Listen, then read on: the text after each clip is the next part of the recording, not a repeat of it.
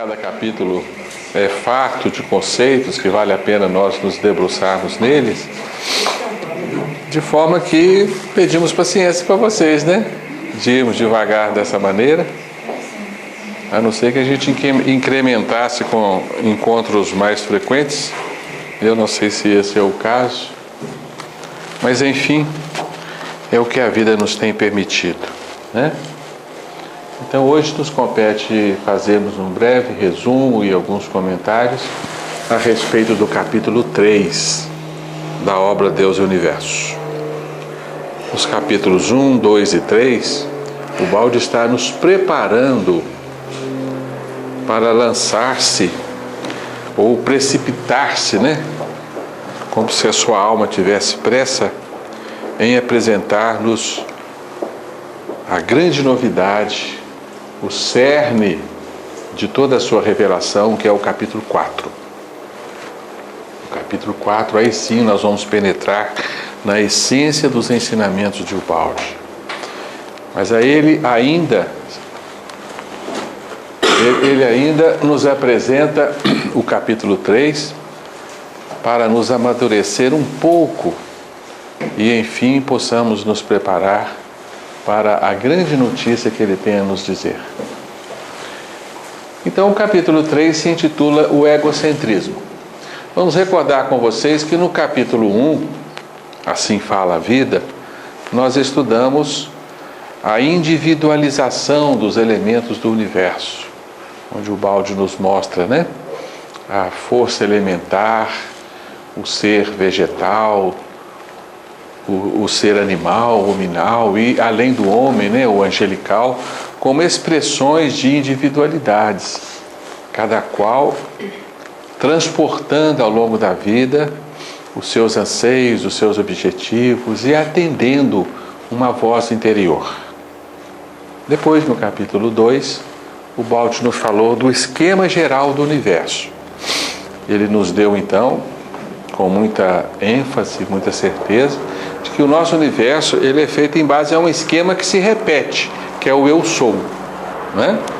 E que todos os fenômenos do universo, sejam ou não por nós classificados como vivos ou inertes, todos os fenômenos do universo gritam eu sou.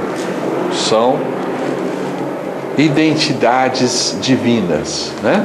Que concentram em si a substância herdada do Pai, conferindo a cada uma identidade própria, uma individualidade própria, que é um eu sou. Então o eu sou é uma unidade individual do universo que se agrega a outras unidades, formando tudo que existe, desde o incomensurável pequeno ao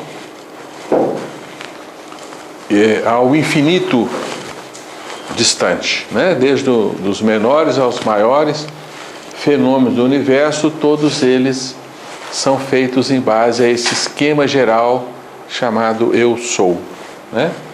Agora o Balde no capítulo 3 vai considerar-nos que o que fomenta o eu sou, o que forma o eu sou, é uma pulsão, uma força muito especial que todos nós detemos, que se chama egocentrismo. Então nós vamos estudar com o Balde esta força, o egocentrismo, e vamos logo diferenciá-la de egoísmo. Porque se nós formos aos nossos dicionários, nós vamos ver que egocentrismo é sinônimo de egoísmo. Né? O egocentrismo é centralizar-se no ego, que é o mesmo significado no nosso idioma de egoísmo, né? O exagero do ego. Mas aqui nós vamos diferenciar egocentrismo de egoísmo. Nós vamos distinguir essas duas forças fundamentais do universo. Então diz o Balde, se o universo diz em Deus o seu eu sou, por que então o egoísmo humano é uma culpa? E por que ele existe? E que significa e quer? No princípio centralizador unitário do universo em Deus, encontraremos então o egoísmo máximo?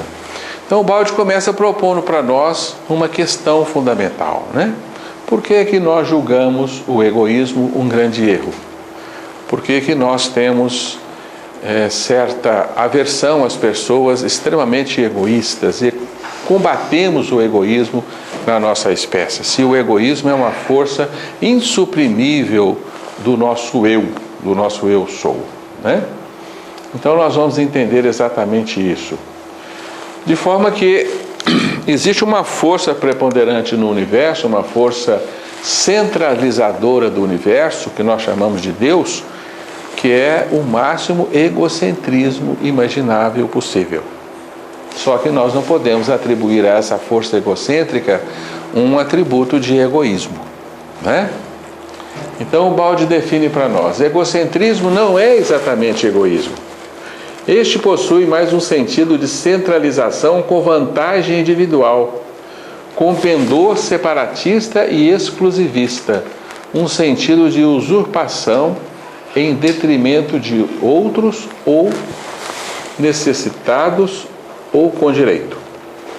O egocentrismo possui, ao invés, um sentido de centralização destituído de senso separatista e exclusivista, com o objetivo de usurpar nada, sem o objetivo de usurpar nada a outrem, pelo contrário, com vantagem de conservação de um organismo global que é necessário e útil a todos os elementos componentes.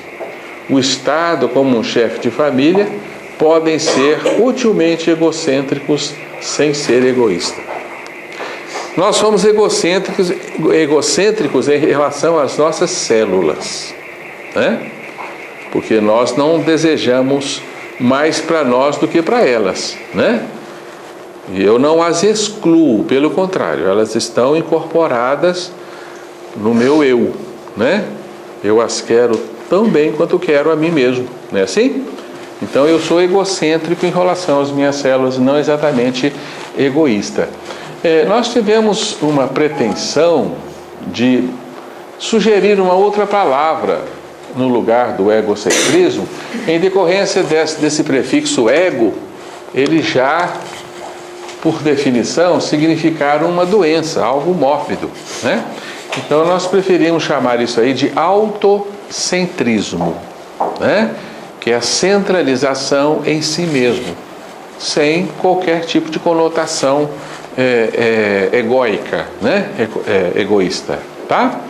Então a gente troca essa palavra só para dar a ela um sentido mais próprio e diferenciá-la do egoísmo, né? É apenas uma sugestão para que os nossos estudos possam ser bem mais definidos, né? Mas nesse texto de Ubaldi fica muito claro, né? Que existe uma diferença entre o egocentrismo e o egoísmo do ponto de vista da filosofia de Ubaldi, dos ensinamentos de Ubaldi, né? Porque, volto a dizer a vocês, se formos ao dicionário, nós não vamos ver diferença entre uma coisa e outra, né? Daí preferimos falar em autocentrismo e egoísmo. Então o egoísmo é diferente de autocentrismo, porque o egoísmo é um sentimento exclusivista e separatista. Então, desse ponto de vista, a gente diz que Deus é uma força egocêntrica, mas não egóica, né? Ou é uma força autocêntrica, né? Que centraliza em si toda a direção do universo, né? Então, o egocentrismo ou o autocentrismo, como estamos propondo, é uma força necessária à configuração de todos os filhos de Deus. Então, Deus só criou porque Ele dotou cada um de seus filhos de uma força autocêntrica ou egocêntrica. Do contrário, Ele não teria como criar, né? Então é como se Ele separasse a sua substância e desse a essa substância, por amor, porque isso é uma oferta amorosa do nosso Pai, desse a essa substância uma capacidade autocentrista, uma capacidade de centralizar em si, converger para si, né? Tá claro? Então, na infinita substância de Deus, antes da criação, digamos assim, esse antes aí entre aspas, né? essa infinita substância de Deus era inteiramente homogênea e, com o processo da criação, são gerados pontos de centralização ao redor do grande centro que é Deus. Então esse é o processo da gênese do Espírito, né? A gênese primária do Espírito, que necessitou então de um pulso autocêntrico ou egocêntrico para formar um eu aparentemente separado do eu maior, né?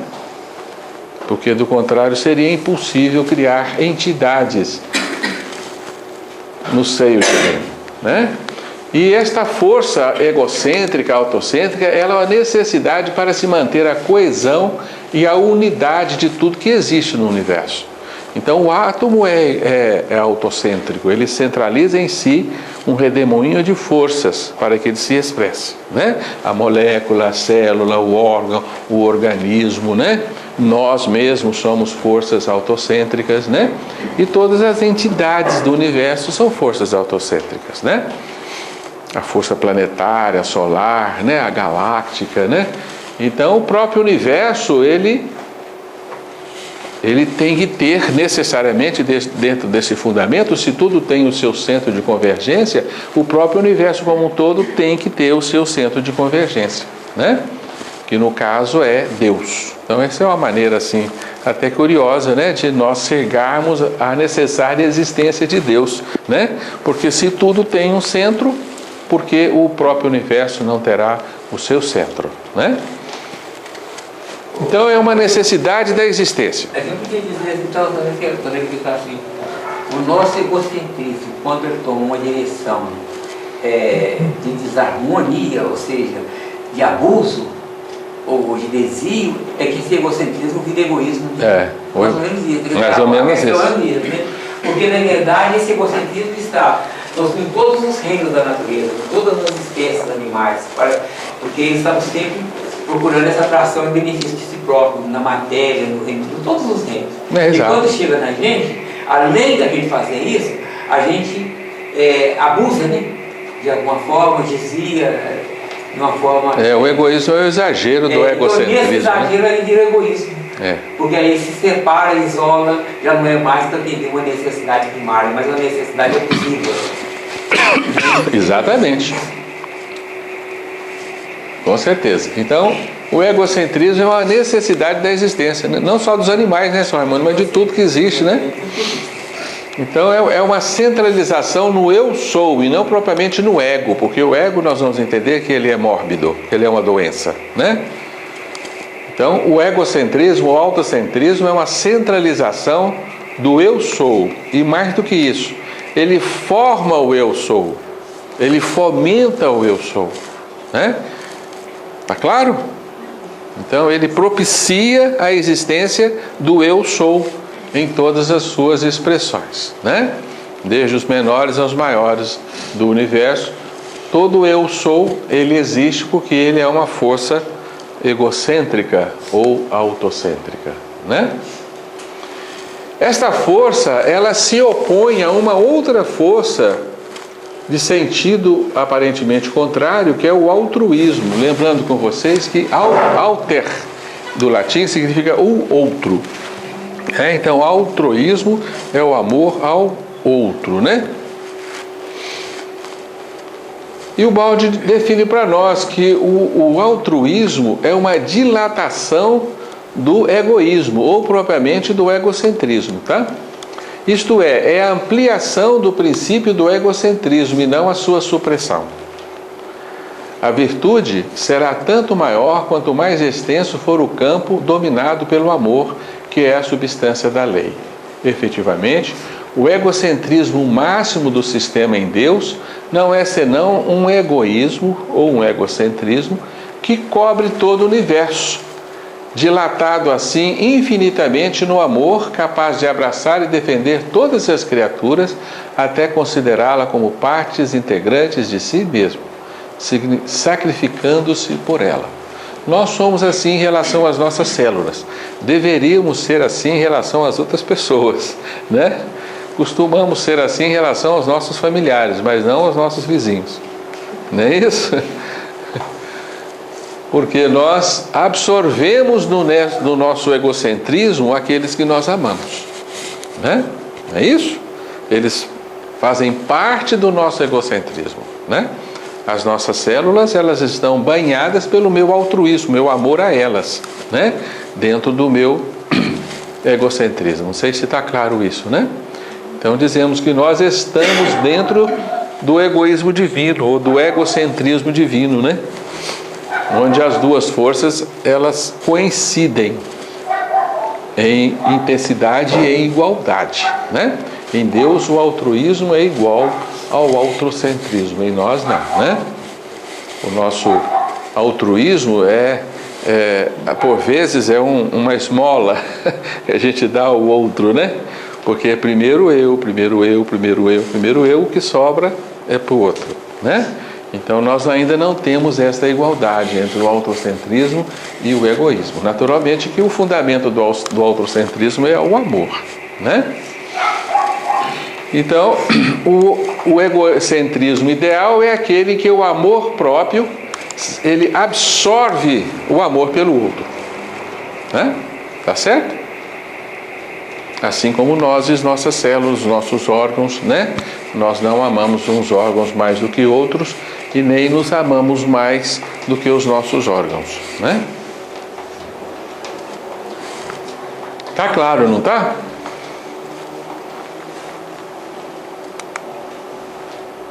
Hoje é engraçado ele falar lá no finalzinho, a palavra sacrifício, né? Sacrificando-se pelo semelhante, né? Pelas criaturas. Porque a palavra sacrifício, né? Porque ela lembra uma coisa tão... Um sacro ofício, né? Que é a raiz dessa palavra, né? É um ofício sacro, um ofício divino, né? Aí fica bonito. Fica bonito, né? É o sacro ofício, né?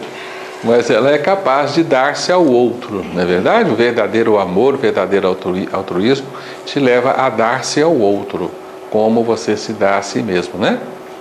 É isso? Você é capaz até de se sacrificar. A mãe faz isso pelo filho, não é? Não faz? Ela se sacrifica pela vida do filho, né? Porque ela ama tanto o filho quanto a si mesmo. Ou até mais, né?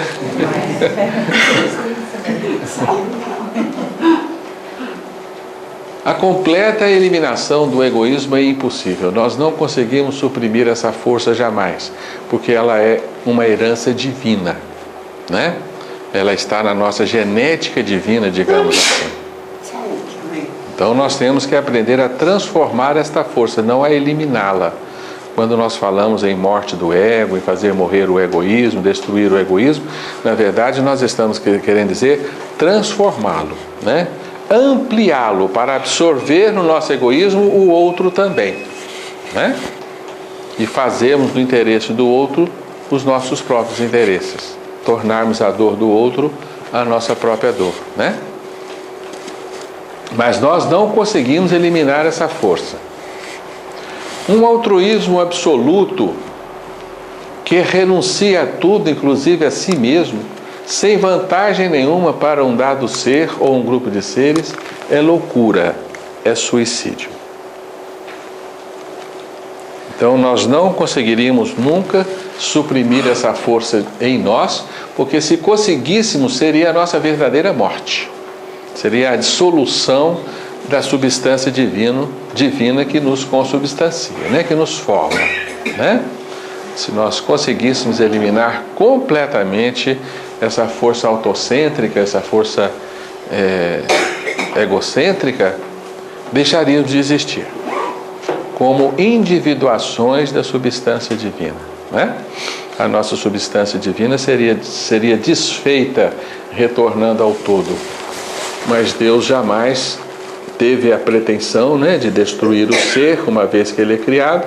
Então dizemos que isso é indestrutível, né?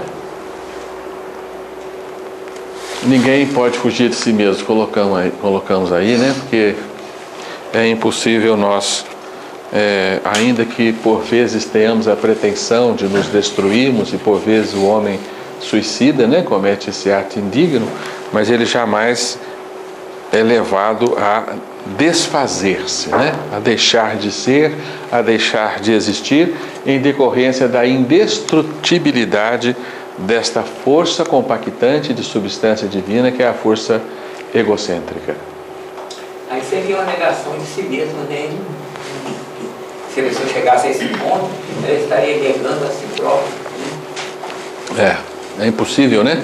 Não seria. A nossa razão, o nosso eu superficial pode ter essa pretensão, mas o eu profundo, ele jamais tem, ele jamais nutre esse desejo, né? Porque às vezes a pessoa pede a Deus até para não existir, né?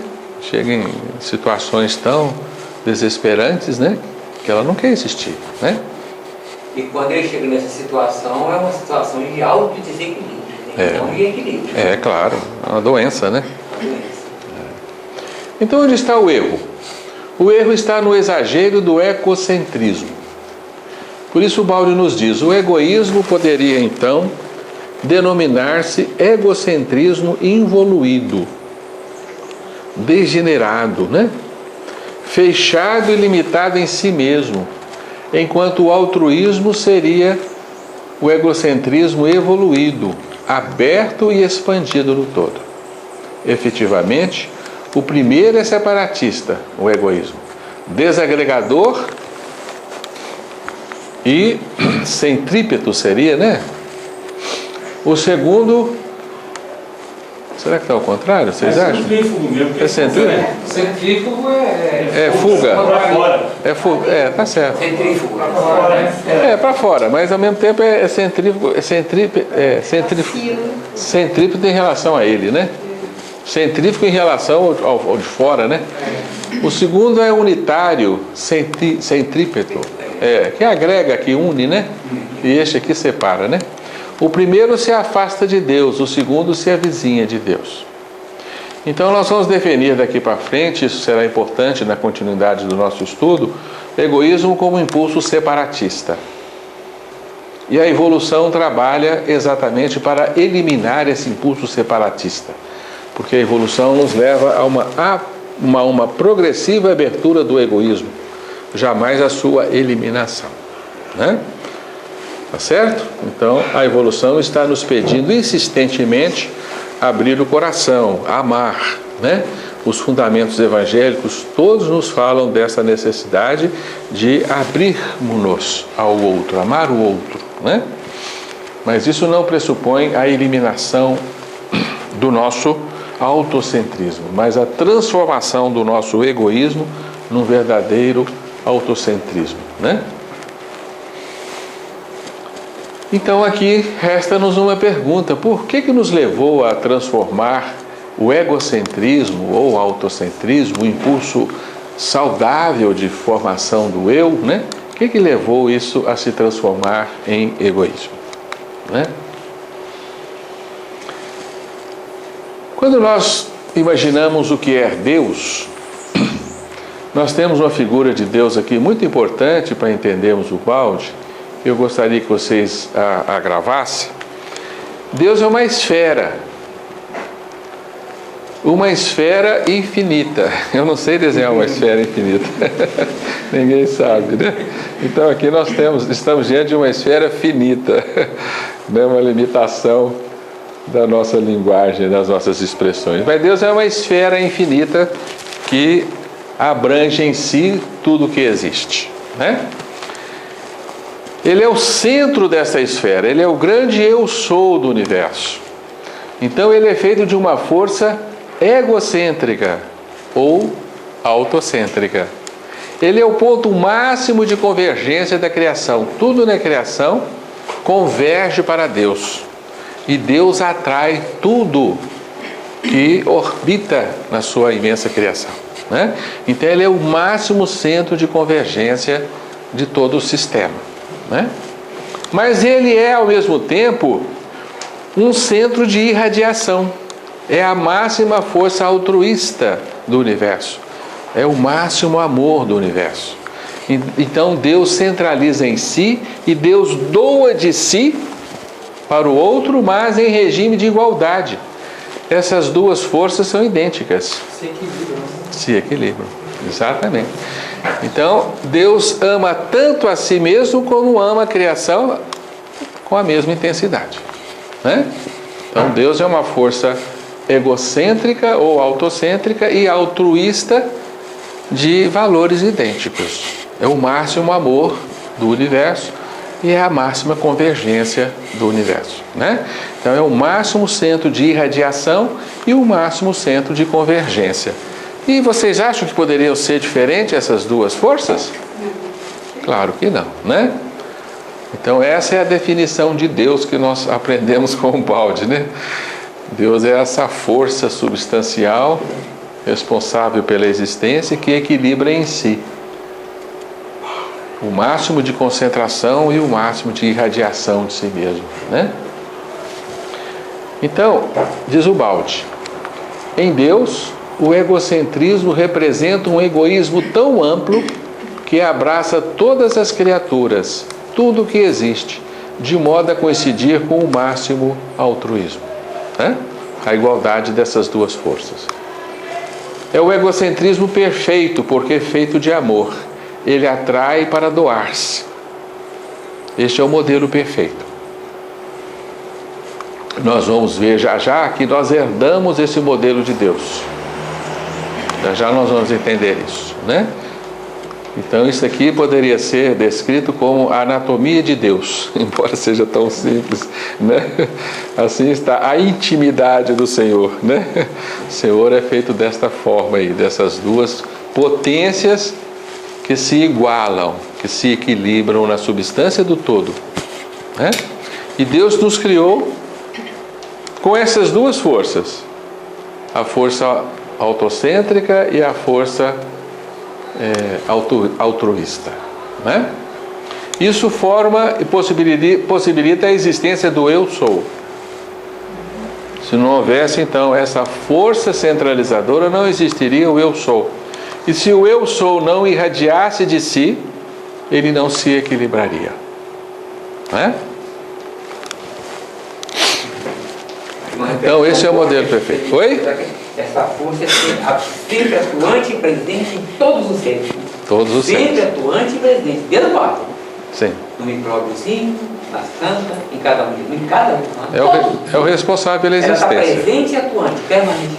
Sem esse modelo aqui, nada existe. Né? Você falou assim, se não tivesse o altruísmo, ele não se equilibraria. É. E também nós não existiríamos. Não.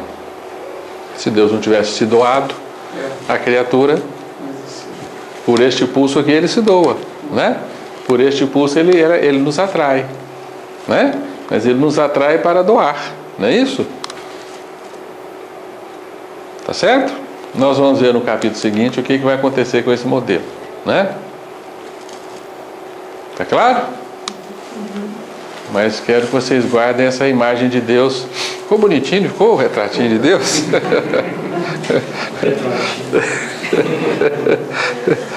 A caricatura de Deus.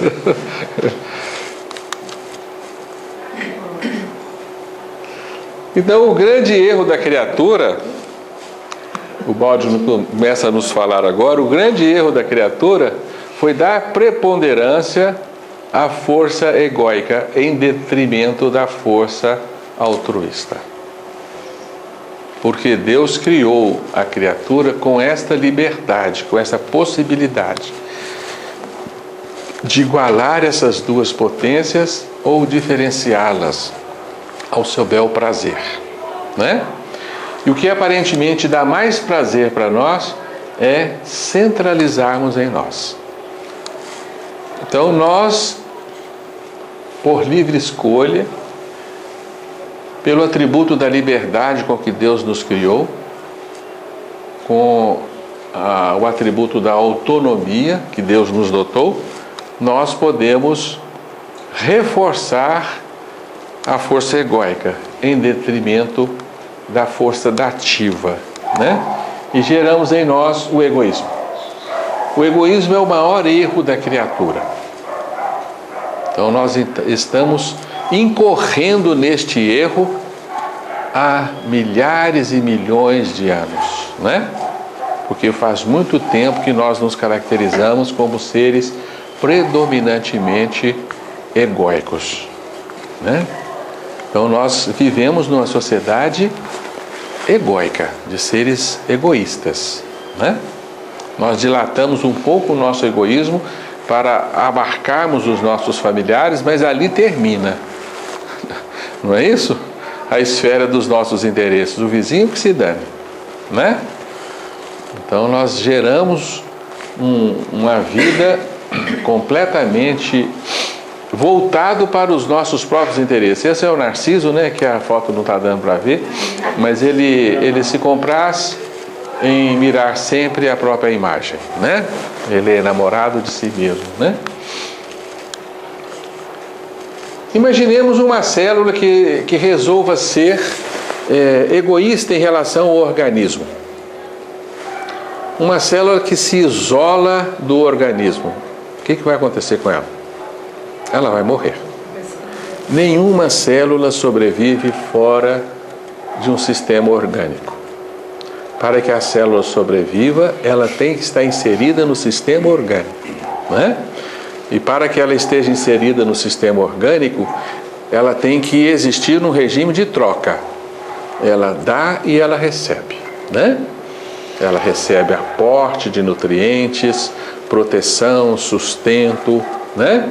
Oxigênio, ao mesmo tempo que ela tem facilitada a excreção dos seus metabólitos, e ela executa o seu trabalho em prol do organismo.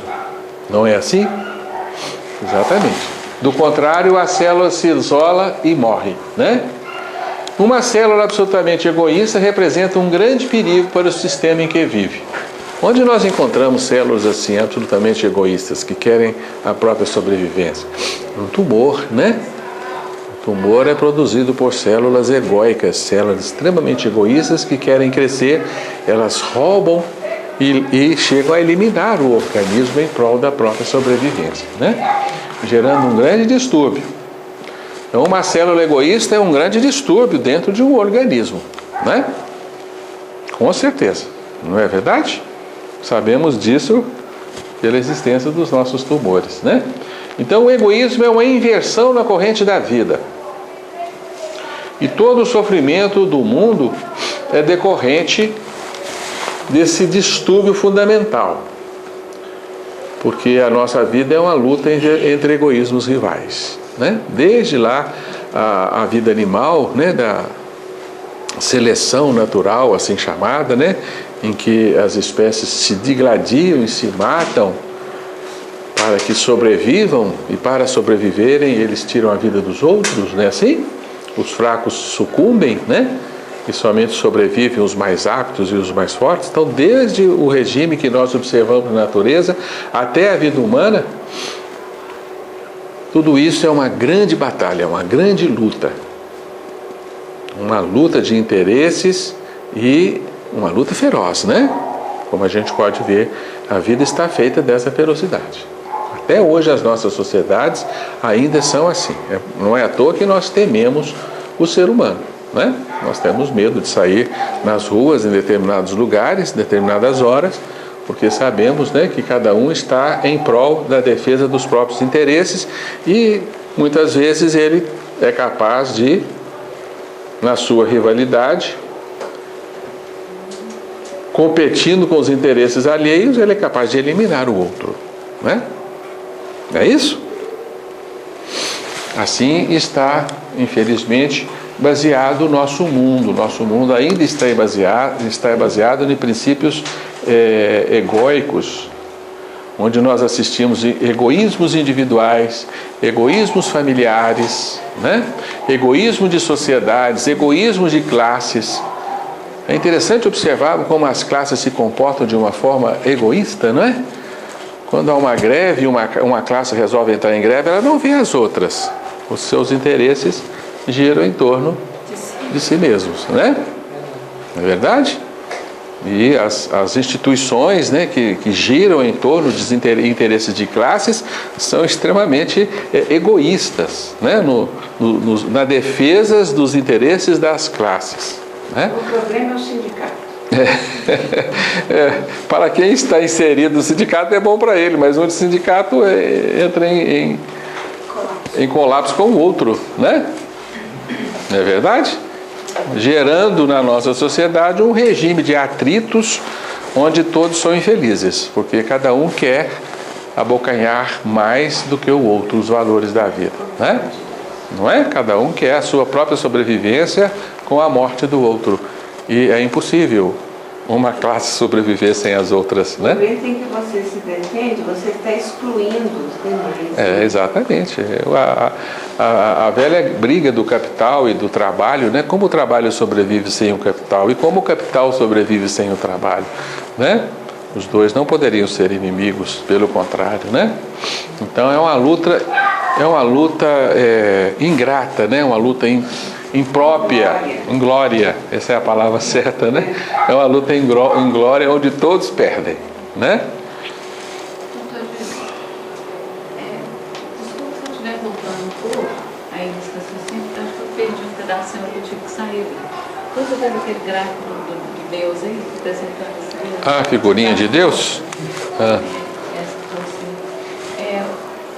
assim, enquanto na gente, eu já consegui mais ou menos entender, né? Essa diferença de força, né? Que a gente tentou ser pelo centrismo maior que a gente poderia ser. Mas essa força em Deus vem de onde? Ah, mas que pergunta bacana essa, né? Nós sempre perguntar para Deus, de onde é que ele tirou essa força? Não podemos pensar nisso não. Saber coisas que não precisam saber. Essa é uma pergunta proibida. É mesmo que eu queria saber de onde vem Deus. Por que Deus é assim? Não temos condições de responder isso. Essa é fácil da gente entender, a princípio, porque é uma força que... Essa aqui que você fala? A altruísmo, porque é algo que a gente está trabalhando tanto e vê que tem um resultado, então, mais ou menos já dá para entender. Então, a gente esquece um pouquinho do egoísmo, já acabou, já passou e tal. Mas nesse gráfico de Deus... Deus resolveu ser assim. Ele achou bacaninha ser assim. Nós somos assim porque herdamos o modelo divino. Somos a imagem e a semelhança de Deus. Essa aqui é a nossa figurinha também, né? É a nossa imagem. Nós somos essas duas forças aí, em luta constante no campo do eu, né? Poderia colocar uma ponta e outra na outra? Como é? Eu sou o meio, o altruísmo na outra ponta? Será que dá certo? Como você quer? Eu não entendi. Como é que seria? Uma linha reta, né? Uma linha reta aqui? Mas não assim. Não? Assim? Uma linha reta? Tanto faz, ué. Você fala a posição aqui? Não, a posição aqui é... Na verdade é só uma representação. É só a representação. Essa força aqui está toda para cá e toda para lá. É que representar é a quantidade, é a mesma força que atua. Exato. Qualquer posição que eu colocaria essa seta aqui é indiferente. Tá certo? Essa força não está restrita a essa área aqui, não. Ela se difunde, como o Eduardo falou, né? É uma seta gordona. É a força centrífuga e a centrífuga. Eu teria que desenhar infinitos raios nesse sentido, infinitos raios nesse outro sentido, né? Tá certo? Mas o desenho do tal, né? Talvez você apresentaria também. O tal emborcado sobre a outra, né? Com certeza. Portanto, o grande erro do nosso mundo reside na preponderância que damos ao autocentrismo, ao egocentrismo, né? E a nossa grande necessidade, portanto, é superarmos esta força egocêntrica. Ela é tão grande que ela nos massacra, né? Ela é tão grande que ela nos prende em nós mesmos, nos faz escravos de nós mesmos, né? Ela é tão grande que nos faz matéria, já a gente vai ver isso, né? Ela é uma força aglutinante, ela é tão grande que nos dá a sensação de estarmos apartados de Deus. Por isso que As religiões, todas as grandes religiões, assim como Cristo, né, que é a essência das religiões, veio nos ensinar exatamente a necessidade do amor, que é a força que se contrapõe a esta força egóica, né? E o homem acha que se ele destruir o seu egoísmo, ele estará perdendo valores, felicidades. Isto é uma grande ilusão, não é? Porque todo o sofrimento humano advém dessa força egóica. E toda a felicidade possível que nós podemos oferir na existência está em doarmos-nos, né? Abrirmos-nos deste egoísmo, né? Vocês já entenderam por que a gente gosta de contar piadas? Já entenderam? A Ju, então, é mestre, né, em contar as piadas. É porque a gente fica feliz de ver o outro feliz, não é? Você já sabe a piada, né? Então você ri de novo cada vez que você conta uma piada, né? Não é assim? Você não ri? Você compartilha a sua alegria. Já pensou que falta de graça você guardar as piadas para você mesmo? Não é muito sem graça, né? Se a piada fosse guardada para cada um que a inventou e jamais a contasse para ninguém, teria algum rir sozinho não tem graça nenhuma, né? A maior felicidade do homem consiste em compartilhá-la com o outro, e nós ainda não sabemos disso, né? A maior riqueza do homem é exatamente distribuir tudo que nós temos, ao contrário do que nós imaginamos, né? Então o amor é a nossa grande e fundamental necessidade, em decorrência deste erro nosso de priorizarmos o nosso ego, né? E somente abrindo-nos, aparentemente destruindo este ego, né? Essa força egóica, é que nós deixaremos entrar em nós o sol do amor. Porque a força egóica em nós, ela é uma barreira, né? Ela é uma barreira que impede até mesmo que o amor do outro penetre em nós. E o amor divino também, né? O amor divino é insistente, ele é poderosíssimo, ele vence essa barreira do ego, e o amor divino existe em nós, né? Mas nós não conseguimos percebê-lo em decorrência deste grande egoísmo que nós transportamos vida após vida, né? Professor Gil, eu só fico pensando assim, que o egocentrismo, ele nos torna acumuladores. E o acumulador... O egoísmo, né? O egoísmo.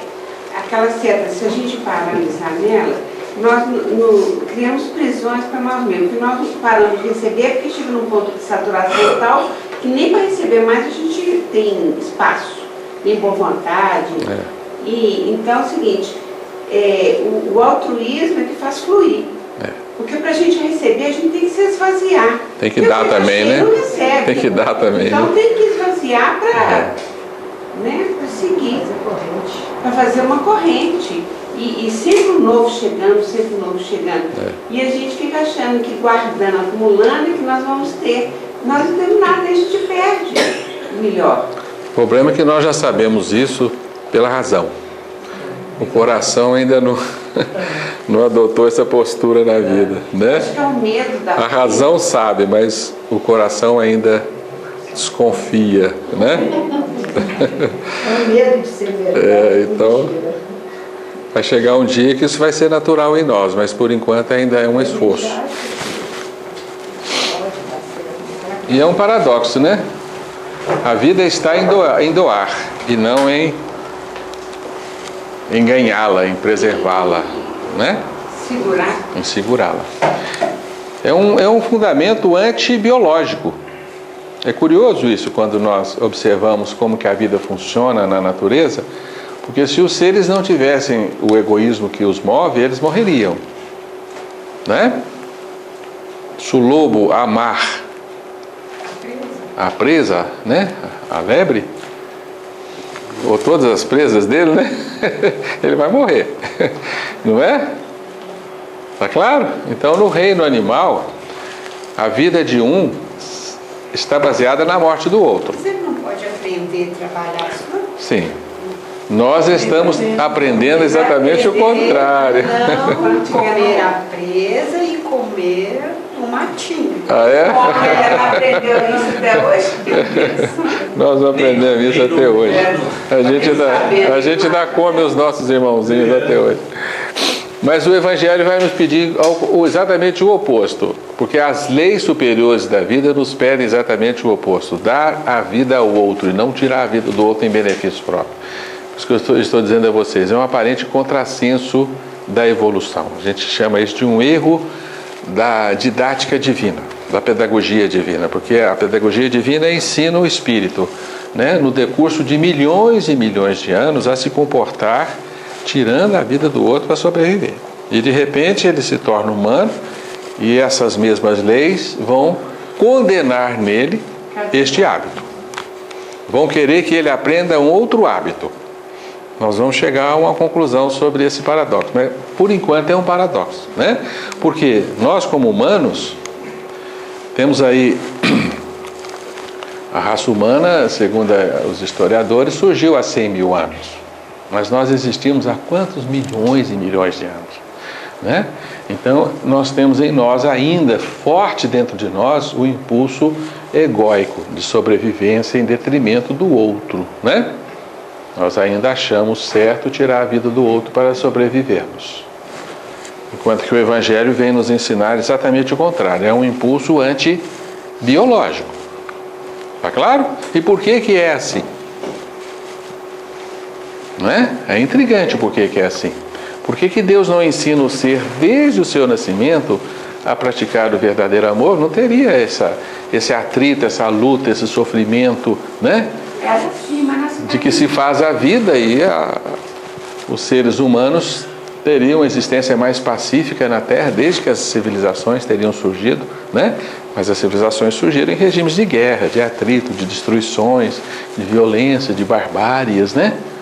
Então, quando a gente lança o olhar pela retaguarda da evolução, a gente enxerga selvagerias, crueldades, barbáries, né? E por que é assim, né? Nós não fazemos isso com as nossas crianças. Você não coloca elas no jardim de infância para uma digladiar com a outra, uma matar a outra, uma comer pedaço da outra, para depois falar, agora não pode mais não. Em absoluto, nós ensinamos a regra máxima desde o começo, né? E Deus não faz isso conosco. Então é um contrassenso da vida que nós vamos responder com o balde, tá? Então a maior necessidade nossa é o amor, né? Por isso Cristo veio nos ensinar, isso aí é do Evangelho, né, gente? É lá do Sermão da Montanha de Mateus, né? Na verdade vos digo que se o grão de trigo caindo na terra não morrer, fica só, mas se morrer, dá muitos frutos. O grão de trigo morreu, na verdade ele deixou de existir? Ele se transformou numa planta que vai gerar uma multidão de outros grãos, não é? Não é isso? É um ditado chinês muito bacaninha, né? Você consegue contar quantas sementes tem dentro de uma maçã? Consegue? Tem infinitas sementes dentro de uma maçã, porque cada semente daquela gera uma macieira, com uma incontável quantidade de sementes que vão gerar novas macieiras, com novas incontáveis sementes, né? Assim? Porque a semente vai se doar, né? A semente vai morrer no seio da terra. Porque se ela insistir em não se doar, ela fica só e morre, né? Quem ama a sua vida, perdê-la-á. E quem nesse mundo aborrece a sua vida, ganha-la-á para a vida eterna, né? Então são fundamentos antibiológicos que o Cristo veio nos trazer, que é exatamente o contrário do que nós praticávamos ao longo da evolução, né? A necessidade de doarmos-nos, de sairmos do nosso casulo, né? De abrirmos o nosso coração, de gerarmos frutos para o outro, né? Para os outros, como necessidade máxima de sobrevivência e não o contrário, né? Não acumular, como você diz, né, Bebel? Não tirar valores, acumular valores, como nós sempre pensamos que é assim que se vive nesse mundo, né?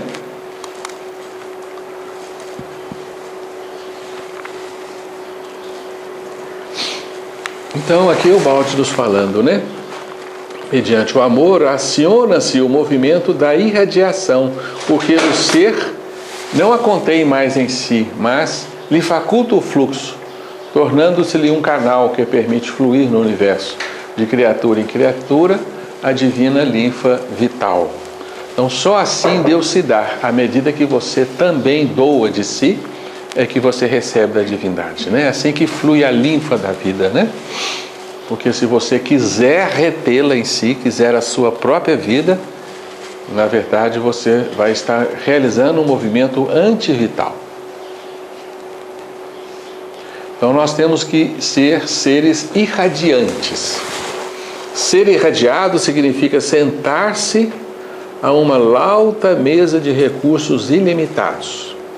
E o sistema é tal que quanto mais aumenta o sacrifício em dar, mais cresce o dom que se recebe, porque com isso se sobe na hierarquia dos operários do Senhor com a conquista de poder e sabedoria crescentes. A única forma de nós irmos adiante nesse universo, tornarmos-nos seres superiores, né? Chegarmos à angelitude, é abrindo o coração para o amor, ou seja, transformando a nossa força egóica, a nossa força egocêntrica, em uma força dativa, sem a destruição do nosso autocentrismo, que não poderemos chegar a este ponto, né? Aqui nós voltamos ao Kardec, né? O egoísmo é a fonte de todos os vícios, como a caridade é a fonte de todas as virtudes, demonstrando a existência aí dessas duas forças preponderantes, né? A autocêntrica e a altruísta.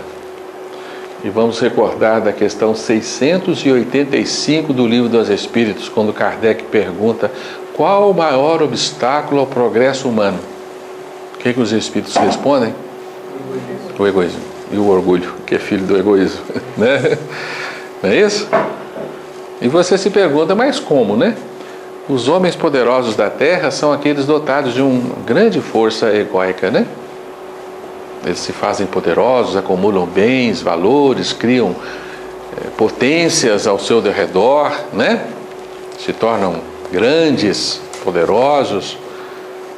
Mas por que o egoísmo é uma força contraproducente da evolução humana? Porque ela vai corroer os reais valores da vida, né? É isso?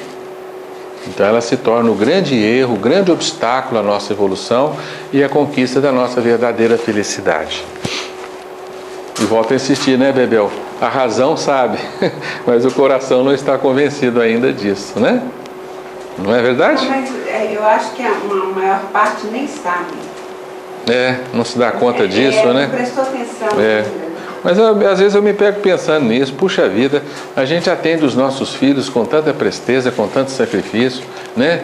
Você é capaz de dar um carro ao seu filho, se você pode, né? Você dá um carro para ele. Mas aquela mocinha que está trabalhando na sua casa, você paga um saláriozinho para ela, né? E acha que é demais, e se ela está precisando de alguma coisa, você dá o que sobra. Você não é capaz de fazer por ela o mesmo que você faz pelo seu filho. Então nós estamos ainda, infelizmente, muito distante do verdadeiro amor, né? Porque quando nós amarmos todas as criaturas como se fossem nossos filhos, aí sim nós atingiremos um grau de amor suficiente para libertarmos-nos de nós mesmos e nos transformarmos, né? Mas a gente não sabe fazer isso. Não sabe não, é? Eu acho que nós ainda não nos sentimos filhos de Deus.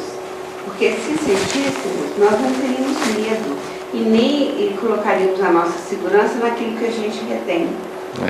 A gente sabe que a gente é filho de Deus, tem toda a abundância da fonte, tudo que a gente precisar nós teremos acesso, mas a gente não acredita. Não acredita não, a razão não sabe.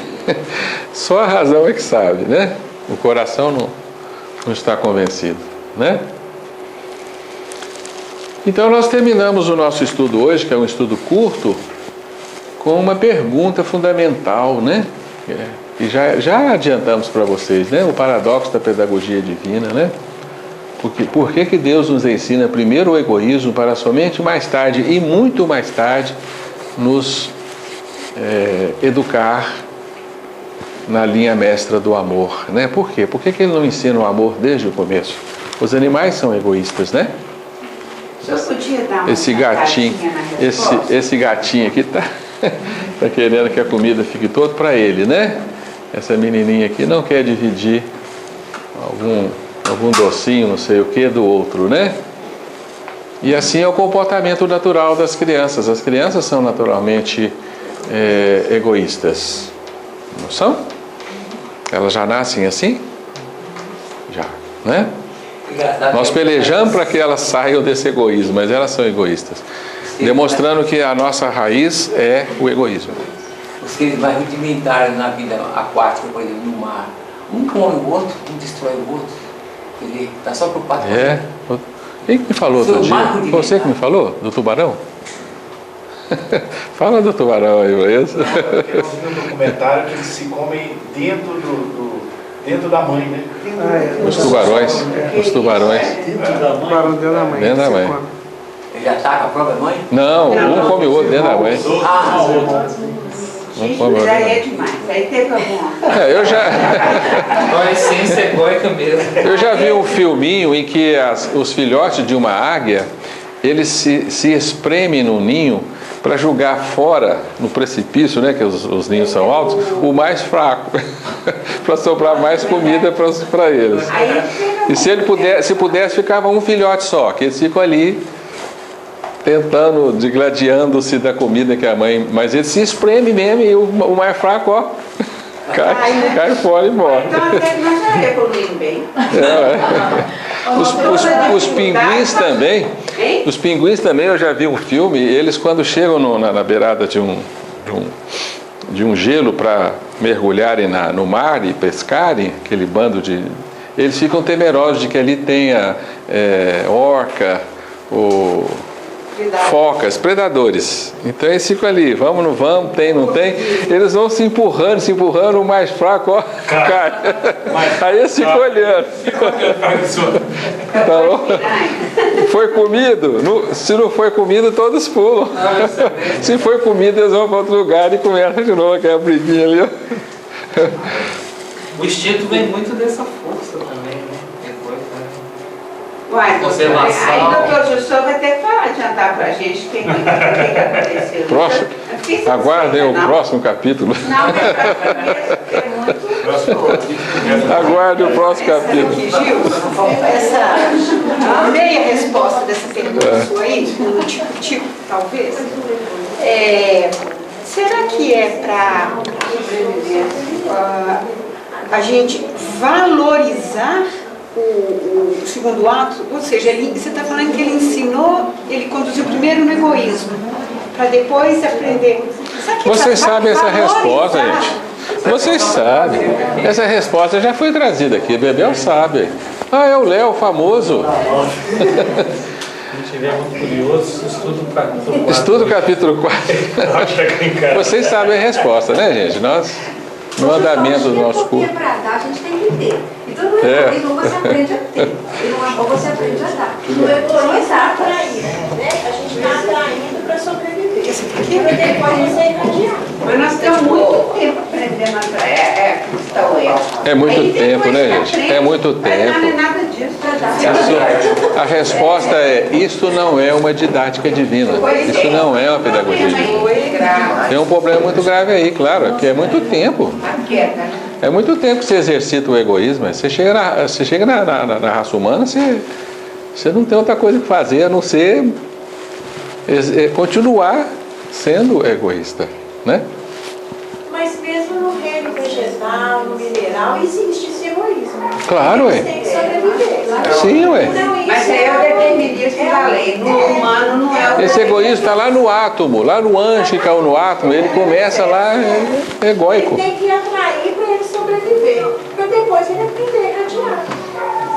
Você acha que é assim? Tudo bem. A contração não foi feita assim? Ei? A contração não foi feita. Foi feito assim.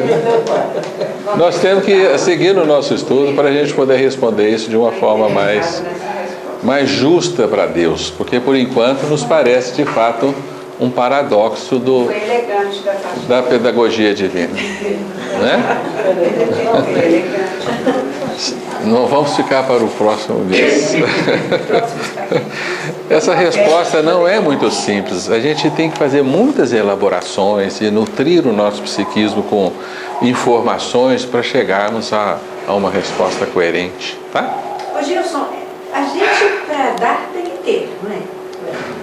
Eu penso que o mecanismo é esse, a gente aprende Mas primeiro. você aprende primeiro a ter para depois a dar? Por que você não aprende as duas coisas juntas? A vida nos ensina primeiro, sim. Quando a queda, doutor. Ah, então. Porque na verdade você só tem o que dá. Ele acabou de falar isso aqui, ó. Cadê ele? Você só tem o que dá. Francisco de Assis não fala que é dando. É isso mesmo. Onde que está ele falando isso aqui?